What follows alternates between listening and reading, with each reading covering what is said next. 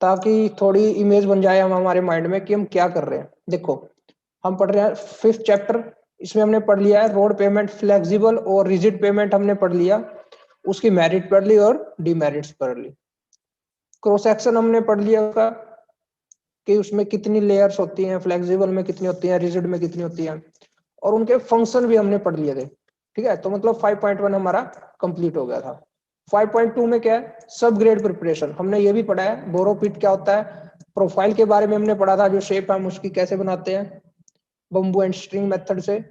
Construction of embankment हमने पढ़ लिया, कॉम्पैक्शन हमने पढ़ लिया, प्रिपरेशन ऑफ सबग्रेड हमने पढ़ लिया, मेथड ऑफ चेकिंग कैम्बर ये रहता है, ये हम आज पढ़ेंगे। कौन सा, method of checking camber gradient and alignment as per recommendation of IRC, ये जो टॉपिक है ये हम आज पढ़ेंगे, ये टॉपिक। ठीक है, उसके बाद है equipment use for subgrade preparation, ये भी देख लेंगे। चलो कोई खास टॉपिक नहीं है, फिर भी ऊपर ऊपर से नाम इसके पढ़ लेंगे हम। तो आज हम एक तो हम ये टॉपिक करेंगे। ठीक है, उसके आगे देखते हैं हमने कुछ किया है क्या। तो आगे देखते हैं हमने क्या पढ़ा है। स्टेबलाइजेशन हम पढ़ चुके हैं, टाइप ऑफ स्टेबलाइजेशन पढ़ चुके हैं, जिसमें मैकेनिकल था, लाइम स्टेबलाइजेशन था, सीमेंट स्टेबलाइजेशन था, फ्लाई ऐश स्टेबलाइजेशन, और भी एक दो टाइप थी, उनकी सिर्फ इंट्रोडक्शन हमने पढ़नी है, यही हमारे सिलेबस में है। ठीक है, ये हमने पढ़ लिया है अच्छे से। उसके बाद अब हमें यहाँ से 5.4 से हमारा सिलेबस अब शुरू होगा, इसके बाद का भी सारा रहता है 5.4 और 5.5। ठीक है, तो एक बार सिलेबस पर भी नजर मारनी जरूरी है, नहीं तो टॉपिक के बाद टॉपिक आ जा रहे हैं, टॉपिक के बाद टॉपिक आ जा रहे हैं, पता नहीं लगता पढ़ ही क्या रहे हैं। ठीक है, तो उसको इजी बनाने के लिए, थोड़ी इमेज बनाने के लिए माइंड में कि चल क्या रहा है, आपको सिलेबस भी देखना चाहिए टाइम टू टाइम। तो आज हम पढ़ेंगे method of checking camber gradient and alignment as per recommendation of IRC. ठीक है, तो चलते हैं अपनी पीडीएफ की तरफ।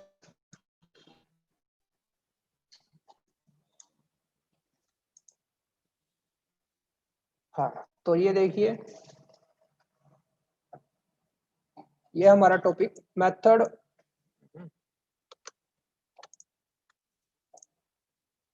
मेथड क्या हो रहा है ये, अरे भाई रुक जा, नहीं चल रहा इस पे, चलो हम ऐसे ही बोल देते हैं, इसका भी तरीका है हमारे पास। हाँ, तो method of checking subgrade, subgrade हमने बना तो लिया, अब उसको चेक करना है क्या वो प्रॉपर ग्रेडियंट में बना है। ठीक है, क्या उसमें कैम्बर ठीक प्रोवाइड किया है हमने, क्योंकि मैंने बताया था जो कैम्बर है, जो ग्रेडियंट है, जो ढलान है हमारी, वो हम सब ग्रेड पर ही बना देते हैं, उसके ऊपर तो बस अलग अलग लेयर आएंगी, तो वो जो शेप हम देते हैं कैम्बर को और ग्रेडियंट की जो शेप देते हैं वो सब ग्रेड में ही प्रोवाइड कर देते हैं। तो हमने वो प्रोवाइड तो कर लिया, अब उसको चेक करना है क्या कि हमने जो कैम्बर और ग्रेडियंट या अलाइनमेंट जो हमारी है वो ठीक है कि नहीं है। तो वो कैसे करेंगे, वो उसी के लिए ये टॉपिक है। हाँ, तो आफ्टर द प्रिपरेशन ऑफ, अब हमने क्या किया लास्ट टॉपिक में, क्या किया था, सबग्रेड प्रिपेयर कर लिया था अच्छे से। After the preparation of subgrade it is essential to check the subgrade, नहीं मानता है, एक मिनट रुको, इसी से ही कराना पड़ेगा। After the preparation of subgrade it is essential to check the subgrade for its surface evenness. जब हमने अपना सबग्रेड बना लिया तो अब हम इसे क्या करेंगे, चेक करेंगे कि जो हमने सबग्रेड बनाया क्या वो इवन है कि नहीं है, प्लेन है कि नहीं है, स्मूथ है कि नहीं है। एंड स्ट्रेटनेस, स्ट्रेटनेस देखेंगे रोड की, जहां से रोड की अलाइनमेंट जानी थी वहां पर वो जा भी रही है कि नहीं।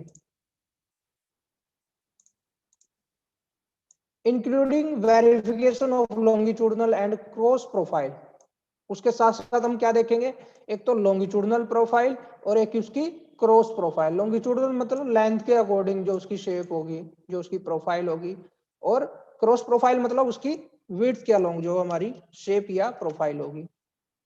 including verification of longitudinal and cross profile of road to ensure that desired camber and gradient has been given।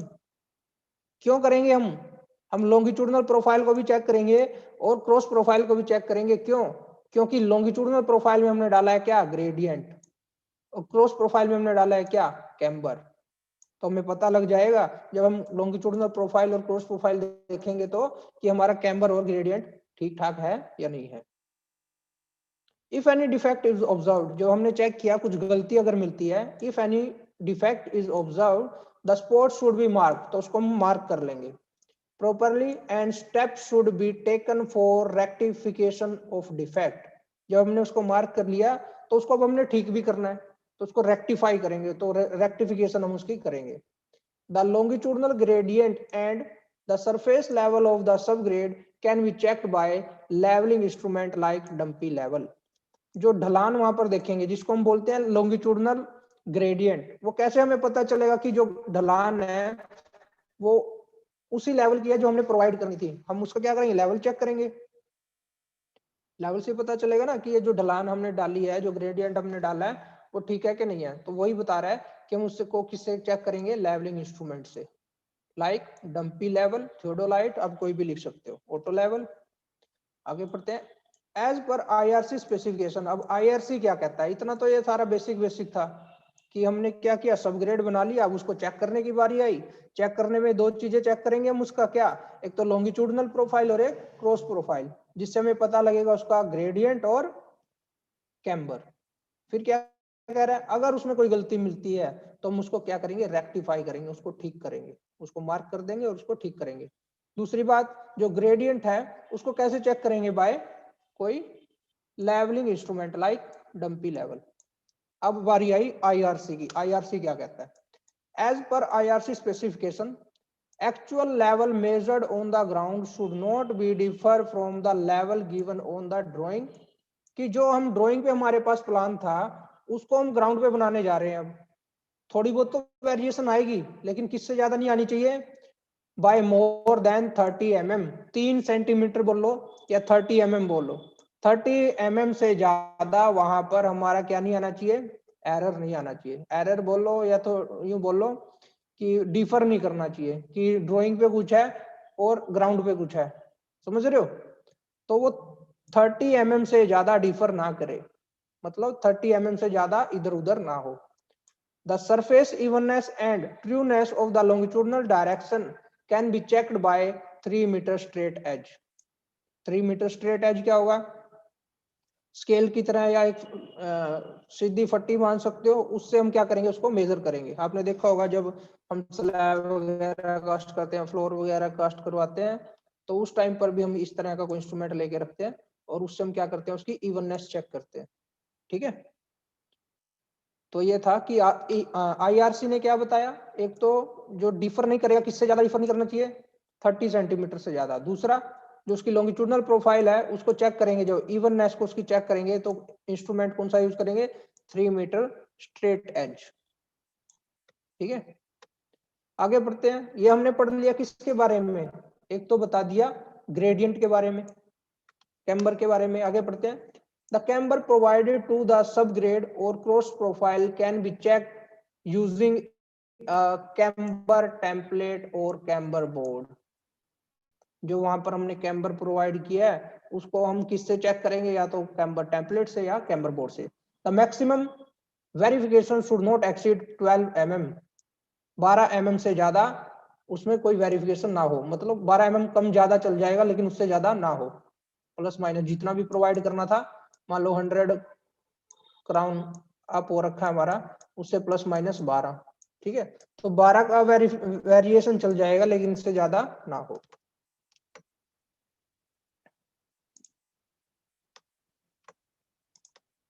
ठीक है, अब ये जो नीचे दिखाया है, क्या दिखा रखा है, डायग्राम किसका है, template of checking subgrade. Subgrade को चेक करने का ये इंस्ट्रूमेंट है। ठीक है, ये हैंडल है, उसके सेंटर लाइन ऑफ रोड पर हम इसको मार्क कर दें, इस तरह से फिक्स कर देंगे। वुडन बीम होता है इस तरह से, और ये क्या है, फ्लैट आयरन क्लैंप्स, इस तरह से। ठीक है, तो यहां से ये देखो, इसके स्लोप में भी फर्क है। जो हमारा इंस्ट्रूमेंट है, टेम्पलेट है, तो इससे पता चल जाएगा जो हमने कैम्बर जो प्रोवाइड किया वो ठीक है कि नहीं है। तो ये था मेथड ऑफ चेकिंग सबग्रेड, उसका कैम्बर, ग्रेडियंट और अलाइनमेंट। उसके बाद ये है इंस्ट्रूमेंट जो जो हम यूज करते हैं सब ग्रेड प्रिपरेशन के लिए, जैसे bulldozer, tractor, scrapers, shovel, rotors etcetera, site clearance करने के लिए। For preparation of formation of सब ग्रेड के लिए हम कौन सा यूज करेंगे? Tractor, grader, dumper, tipper, dozer, shovel और रोलर। ये आगे पढ़ेंगे हम एक चैप्टर में, स्पेशली यही सारे इंस्ट्रूमेंट दे रखे हैं, तो वहां पर इनको पढ़ेंगे। कुछ को तो आती हो, ठीक है, बुलडोजर हो गया, ट्रैक्टर हो गया और टिपर हो गया, इस तरह के इंस्ट्रूमेंट को आप जानते हो। जिनको नहीं जानते वो नेक्स्ट चैप्टर हमारा है, देखो लिखा भी हुआ है, हम डिस्कस करेंगे इनको चैप्टर नंबर 9 में। तो ये इंस्ट्रूमेंट है हमारे। और हमने कौन सा टॉपिक अभी किया? ये topic, method of checking camber, gradient and alignment as per recommendation of IRC। ये टॉपिक हो गया हमारा, छोटा ही टॉपिक था। उसके बाद equipment use for subgrade preparation, कोई ज्यादा इंपॉर्टेंट टॉपिक है नहीं, फिर भी हमने एक दो लाइन का था तो पढ़ लिया। तो 5.1 कंप्लीट हो गया हमारा, 5.2 कंप्लीट हो गया, 5.3 हम कर चुके हैं। तो अब स्टार्ट करते हैं हम 5.4। देखो रोड बनानी थी हमें, सबसे नीचे हमने क्या पढ़ा? सब ग्रेड। सबसे नीचे कौन सा होता है? सब ग्रेड होता है, वो हम पूरा पढ़ चुके हैं। उसके ऊपर अब क्या आएगा? सब बेस आएगा। क्या आएगा? सब बेस वाली लेयर आएगी। अब हमें सब बेस के बारे में ही पढ़ना है। उसके ऊपर कौन सी लेयर आएगी? बेस आएगी। फिर हम बेस के बारे में पढ़ेंगे, ठीक है। सब बेस ज्यादा इंपॉर्टेंट नहीं है, इसीलिए थोड़ा ही इसका 2-4 लाइनों में खत्म कर दिया। बेस इंपॉर्टेंट है और बेस को ही हम डिटेल में पढ़ेंगे। तो अब हम पढ़ रहे हैं सब बेस।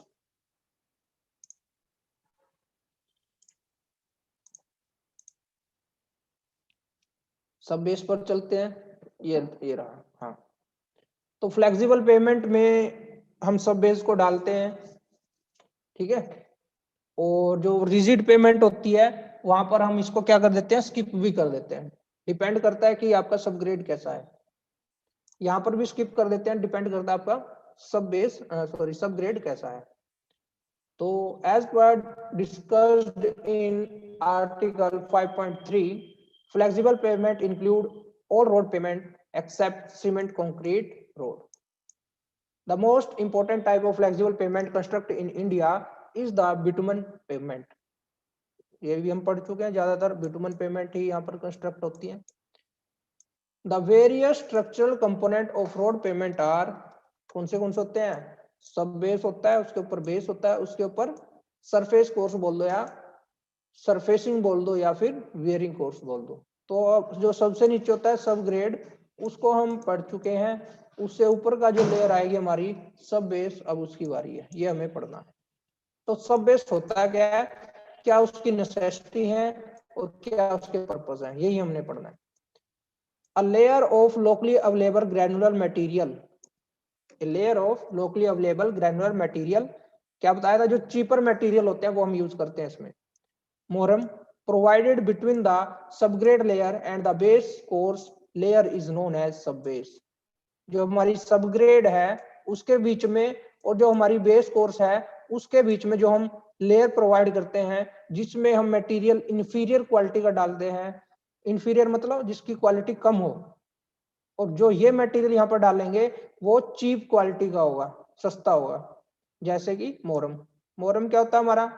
जो रॉक्स होती हैं उसका आप बोल सकते हो पाउडर फॉर्म होती है। डिफरेंट रॉक होती है हमारी, उनकी डिसइंटीग्रेशन फॉर्म बोल सकते हैं या पाउडर फॉर्म होती है हमारी मोरम। तो वो हम यहाँ पर प्रोवाइड करते हैं। वही कह रहा है कि सबग्रेड है क्या? सबग्रेड एक ऐसी लेयर है जो लोकल अवेलेबल ग्रैनुलर मटेरियल से बनी होती है, लाइक मोरम। प्रोवाइड कहाँ करते हैं? सबग्रेड और बेस के बीच में, ठीक है। और ये भी बता दिया था क्योंकि हम इसमें इंफीरियर क्वालिटी का मटेरियल यूज कर रहे हैं, लेकिन फिर भी हम इसको क्यों डाल रहे हैं? क्योंकि इससे हमारी थिकनेस इंक्रीज हो जाएगी। जो जितनी ज्यादा थिकनेस इंक्रीज होगी उतना ज्यादा लोड वाइडर एरिया पर क्या होगा? डिस्ट्रीब्यूट होगा, ठीक है। तो यहां से इसकी डेफिनेशन यही थी, हम पहले भी पढ़ चुके हैं वैसे तो। ये आगे पढ़ते हैं। In sub base course small size aggregate of inferior material are generally used. This layer has similar function as that of base course. जैसे बेस कोर्स के फंक्शन है वही लगभग इसके फंक्शन है। And when the road bed consist of stable impervious sandy strata और gravel base. Sub base may not be provided। जब मैंने बताया जब हमारा सब ग्रेड बढ़िया क्वालिटी का होगा तो वहां पर हम सब बेस प्रोवाइड नहीं करेंगे। जब सब ग्रेड हमारा अच्छी क्वालिटी का होगा तो वहां पर हम सब बेस प्रोवाइड नहीं करते, स्किप कर देते हैं। आगे आ रहा है, ये हम सारा पढ़ चुके हैं वैसे। The sub base is used primarily to improve the load bearing capacity of road pavement by distributing the load through a finite thickness।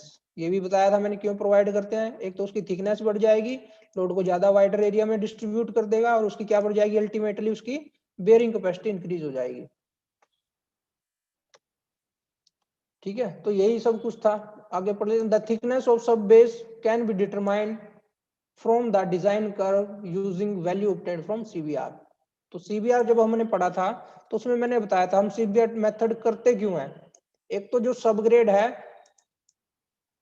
उसकी स्टेबिलिटी को चेक करने के लिए, और जो ऊपर की लेयर्स हैं जैसे सब बेस हो गया, उनकी थिकनेस फाइंड आउट करने के लिए। तो वही चीज यहाँ पर कह रहा है, the thickness of sub base can be determined from the design curve using value obtained from CBR test. CBR test से जो हमें वैल्यू मिलेगी उससे हम जाएंगे डिजाइन कर्व में, और वहां से हमें क्या मिलेगी, जाएगी इसकी। ठीक है, तो ये था आपका सब बेस। कोई ज्यादा इंपॉर्टेंट नहीं है, ज्यादा इसकी डेफिनेशन नहीं आएगी। ये मोहरम के बारे में बता रखा है थोड़ा।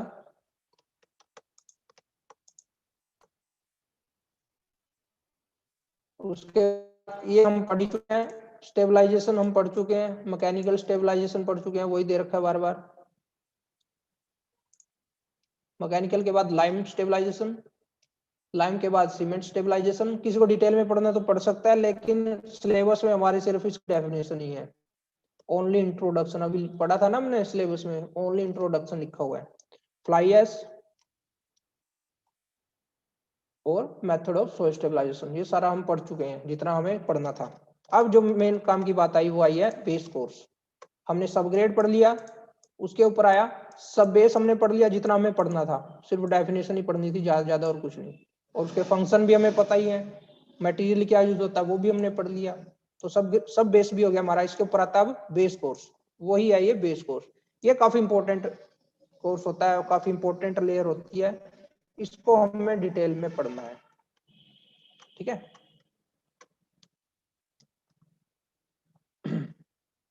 हाँ तो स्टार्ट करते हैं। बेस कोर्स होता क्या है। Base course is used in flexible pavement as a layer of boulders और ब्रिक। इसमें हम बोल्डर्स यूज करते हैं, ब्रिक यूज करते हैं। Brick laid over the sub base course और directly over the sub grade. जैसे कि मैंने पहले बताया था, ये जो बेस कोर्स होता है हमारा किसका बना होता है, बोल्डर्स का, बड़े बड़े पत्थरों का बना होता है, इस तरह का स्टोन्स होते हैं इसमें। ठीक है, और क्या होती है, ब्रिक्स के ब्रिक बैट्स होते हैं हमारे। ठीक है, और इसको प्रोवाइड क्या करते हैं, सब बेस के ऊपर, सब बेस से ऊपर वाली लेयर होती है हमारी, तो उसको यहाँ पर प्रोवाइड करते हैं इस लेयर में। ये जो लेयर है, ये वाली लेयर में हम क्या प्रोवाइड करते हैं, ये अपने बोल्डर्स और ब्रिक बैट्स।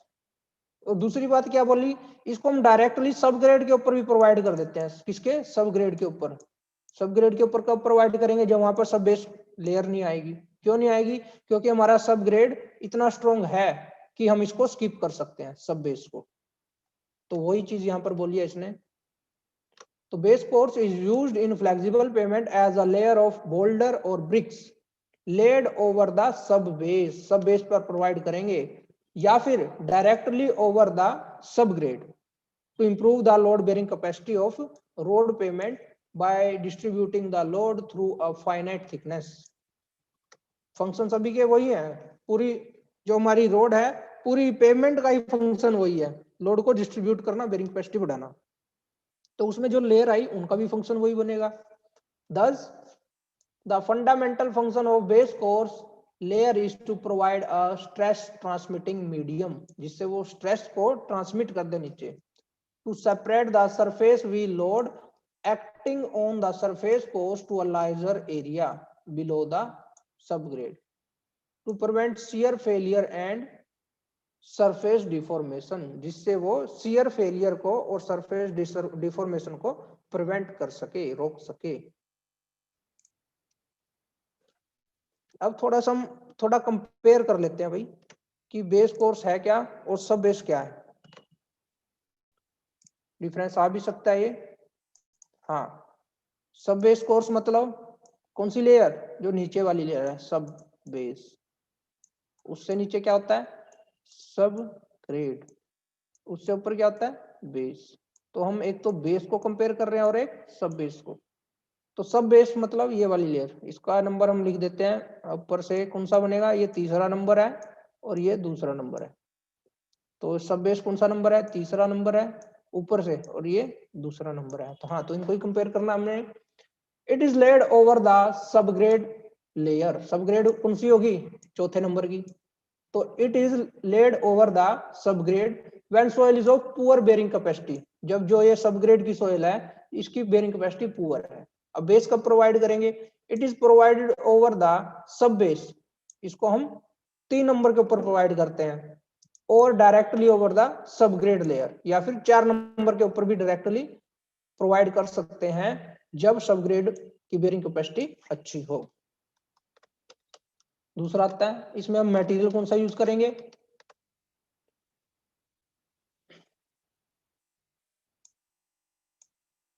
ये भी रेज हो गए। हाँ, तो इसमें मटेरियल कौन सा यूज करेंगे, स्मॉलर साइज ग्रेडेड एग्रीगेट हम यूज करेंगे। किसमें, सब बेस में। बताया था ना, इसमें इंफीरियर क्वालिटी के मोरम यूज करते हैं। मोरम क्या होता है आपका, डिसइंटीग्रेटेड रॉक का मिक्सचर। तो ये इसीलिए स्मॉलर साइज है, मिक्सचर हो गया, पाउडर फॉर्म होगी तो स्मॉलर साइज ही होगा। और जो बेस कोर्स है इसमें अभी बताया था बोल्डर यूज करेंगे। बोल्डर क्या होता है, बड़े बड़े पत्थर। तो it consist of large size aggregate और boulder stones. It is provided with inferior quality, sub grade आपका इंफीरियर क्वालिटी का होता है, और जो बेस कोर्स होता है उसमें हम सुपीरियर क्वालिटी के मटेरियल यूज करते हैं। The thickness of sub base course is smaller, जो सब बेस कोर्स होता है हमारा इसकी थिकनेस थोड़ी कम होती है, और जो बेस कोर्स है हमारा इसकी थिकनेस थोड़ी ज्यादा होती है, क्योंकि ये ज्यादा इंपॉर्टेंट कोर्स है हमारा। वो तो हमने वैसे प्रोवाइड कर दिया, चलो थोड़ी और बेरिंग कैपेसिटी बढ़ जाएगी।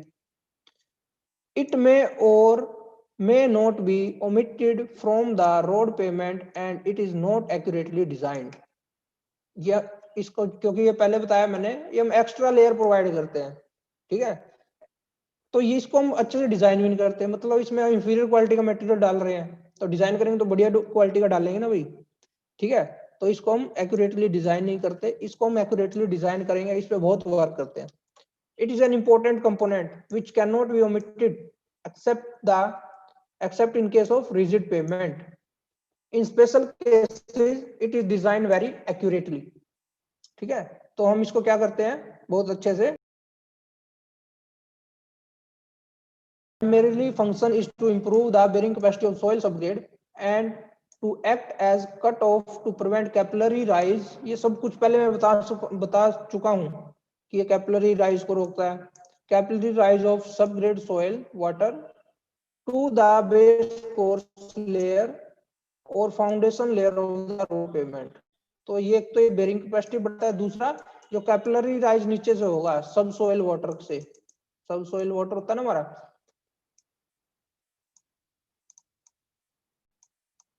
ठीक है। तो जो कैपिलरी राइज हो रहा था उसको भी ये कुछ हद तक रोकता है, प्रिवेंट करता है, और बेरिंग कैपेसिटी बढ़ाता है। अब बेस कोर्स भी आओ, its main function is to act as a stress distributing medium.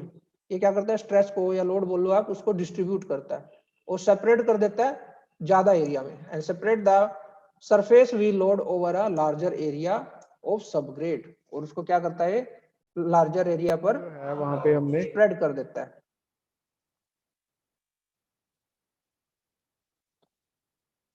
तो ये था डिफरेंस बिटवीन सब बेस एंड बेस कोर्स। बताओ समझ आ रहा है कि नहीं आ रहा, हाँ जी बताइए।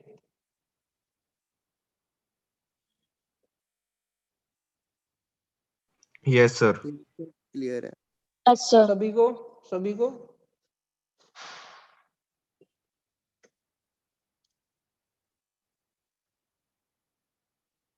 यस सर, क्लियर है। ठीक है। चलो अब हमने पढ़ लिया कि बेस कोर्स होता क्या है, उसका डिफरेंशिएट भी कर लिया, मतलब बेस कोर्स में और सब बेस कोर्स में डिफरेंस भी हमने देख लिए। अब हम पढ़ते हैं बेस कोर्स की तरफ चलते हैं। अब बेस कोर्स होता क्या है, कितने टाइप होता है वो हम पढ़ेंगे। तो टाइप ऑफ बेस कोर्स हमने प्रोवाइड करना है किस किस मटेरियल का, कैसे कैसे हम बेस कोर्स को प्रोवाइड कर सकते हैं। तो various type of base course for flexible road pavement are, flexible के लिए अलग अलग टाइप के बेस कोर्स हैं। वो कौन सा है? Number 1 stabilise soil base course. Soil को हम स्टेबलाइज कर देंगे, जैसे कि हम पढ़ चुके हैं किस तरह से स्टेबलाइज कर सकते हैं हम। तो बेस को सोयल को स्टेबलाइज करके हम बेस कोर्स बना सकते हैं। दूसरा ब्रिक सोइलिंग कर सकते हैं या स्टोन सोइलिंग कर सकते हैं, ये भी बताऊंगा होता क्या है। ब्रिक सोइलिंग या स्टोन सोइलिंग से हम बेस कोर्स बना सकते हैं। तीसरा मैकेडम बेस कोर्स, हम मैकेडम यूज कर सकते हैं। ये मैकेडम आगे काफी डिटेल में है तो वही बताऊंगा, अभी सिर्फ इतना समझो कि मैकेडम से हम बेस कोर्स बना सकते हैं, या फिर ब्रिक या स्टोन सोइलिंग से, या फिर सोयल को स्टेबलाइज करके। अब एक एक करके पढ़ते हैं। Stabilise soil based course, it is similar to the stabilise sub base course. जैसे हमने सब बेस कोर्स को या सब ग्रेड को स्टेबलाइज किया था, उसी तरह से हम इस लेयर को भी स्टेबलाइज कर सकते हैं। कवर्ड इन आर्टिकल हम इसमें पढ़ चुके हैं, उसको ये बता रहा है। The base course layer consist of stabilise soil mass, the stabilisation of soil may be carried by any one of the following method. ये टॉपिक हम पूरा पढ़ चुके हैं पहले। तो सोयल को हम स्टेबलाइज करके भी बेस कोर्स बना सकते हैं, और जो स्टेबलाइज करेंगे उसमें कौन से मेथड से स्टेबलाइज कर सकते हैं? मैकेनिकल से, लाइम से, सीमेंट से, फ्लाई ऐश से, ठीक है।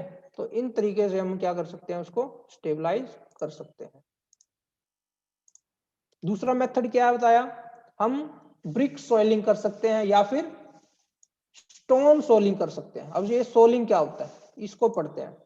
सोलिंग क्या होता है? सोलिंग में be defined as a compacted layer of material either bricks or stones laid over sub base grade, a compacted layer of material।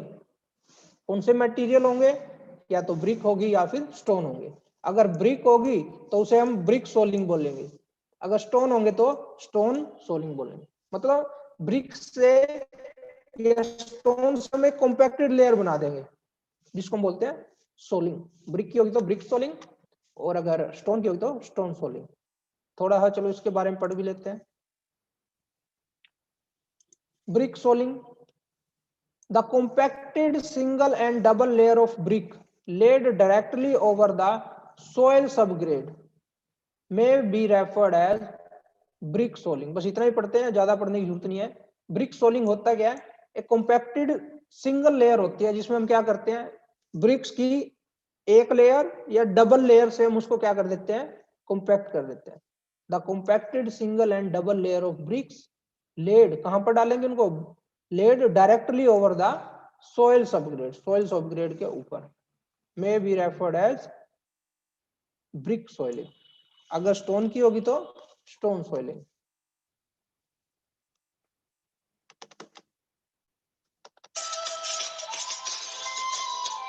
एक मिनट भाई, वेट करो, अभी आता हूँ 5 मिनट।